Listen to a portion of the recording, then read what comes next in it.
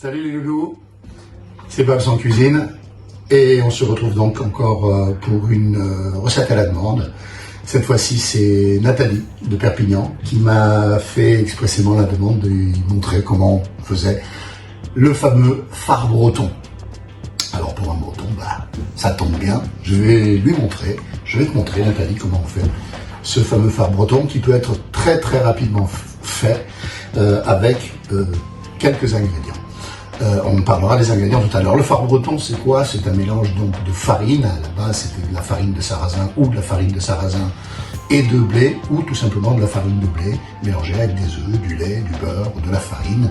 Et tout ça a été cuit au four nature. Le fard breton est nature. Après, on ne parle plus de fard breton, on parle de fard au pruneau, de fard au raisin, de fard aux abricots séchés bien entendu, mais on ne parle plus de fard breton. Le fard breton, c'est ce mélange dont je vous ai parlé qui est nature. Aujourd'hui, c'est ce qu'on va faire, c'est le fard breton, donc nature.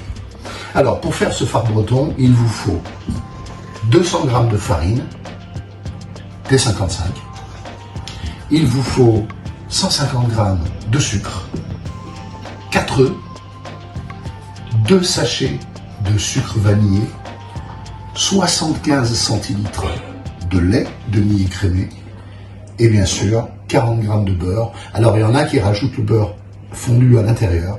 Moi je ne rajoute pas de beurre à l'intérieur.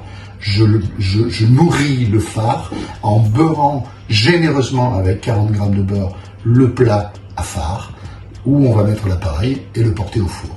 Alors pour le faire c'est super simple. On va tout simplement mélanger tous les ingrédients, la farine,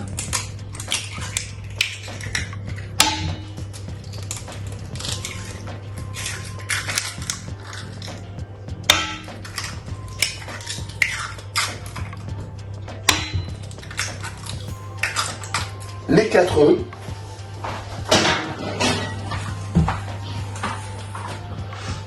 le sucre.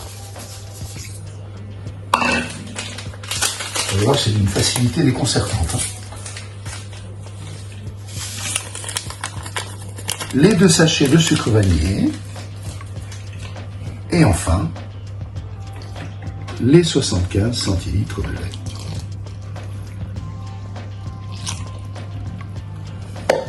Voilà.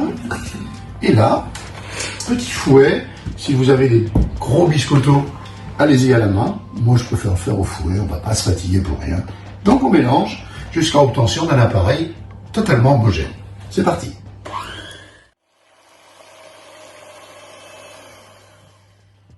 Et voilà, c'est mélangé. On a quelque chose d'homogène, sans grumeaux. Alors, Nathalie, ce qui est super important là, c'est bien entendu maintenant de laisser reposer cet appareil pendant 1 heure. Parce que tous les ingrédients vont prendre les arômes les uns des autres. Et surtout, le fard breton n'aura pas le goût de farine prononcé. Donc, ce sera vraiment crémeux comme un flan quasiment. Puisque le fard breton, ça reste un flan à base de farine que l'on va retrouver tout à l'heure. Puisque là, on va le mettre au repos. 1 heure à couvert. On se retrouve donc tout à l'heure pour la suite des opérations dans 1 heure.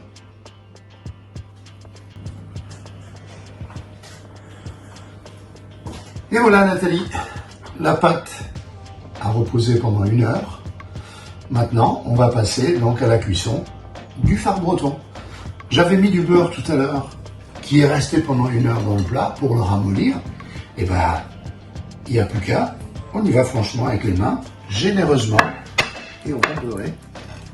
On va beurrer notre plat en gardant bien du beurre qui va nourrir ensuite le fard breton à la cuisson. On est généreux, on est en Bretagne. La Bretagne et le beurre salé, forcément. Voilà, bien là. Voilà, le plat est généreusement beurré. Il ne nous reste plus qu'à prendre l'appareil et lui donner quelques petits tours de fouet parce que forcément il y a toujours un petit peu de farine qui va s'accumuler au fond. Donc on va homogénéiser la préparation. Voilà. À l'aide d'une maryse, on va venir récupérer tout en versant prend le moule. Le moule à phare, vous voyez que c'est vraiment les quantités. Hein. C'est vraiment les quantités qui vont bien pour ce moule-là. Après, vous adaptez les quantités, bien sûr. Et on passe donc à la mise au four.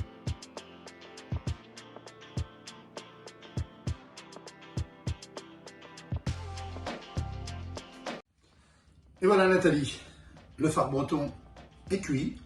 Il a cuit donc au four à 200 degrés pendant 30 minutes et une deuxième cuisson four éteint encore pendant 30 minutes. Et voilà ce que ça donne. Maintenant il a refroidi et il ne nous reste plus qu'à le goûter. Alors ça peut se manger tiède bien entendu.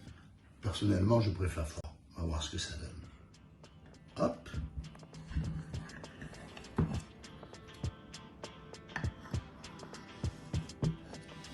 Moelle-le à souhait.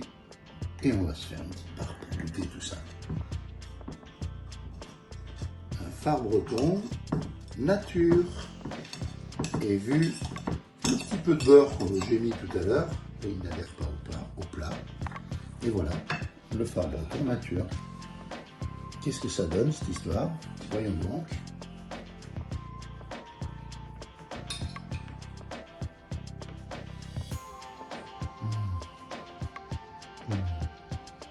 Mais bon, c'est moelleux, crémeux en même temps, un tout petit goût de vanille derrière.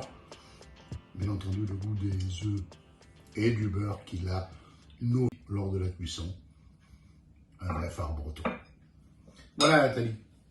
J'espère qu'avec ces explications et la recette qu'on trouvera en dessous, tu pourras faire à nouveau ce phare breton.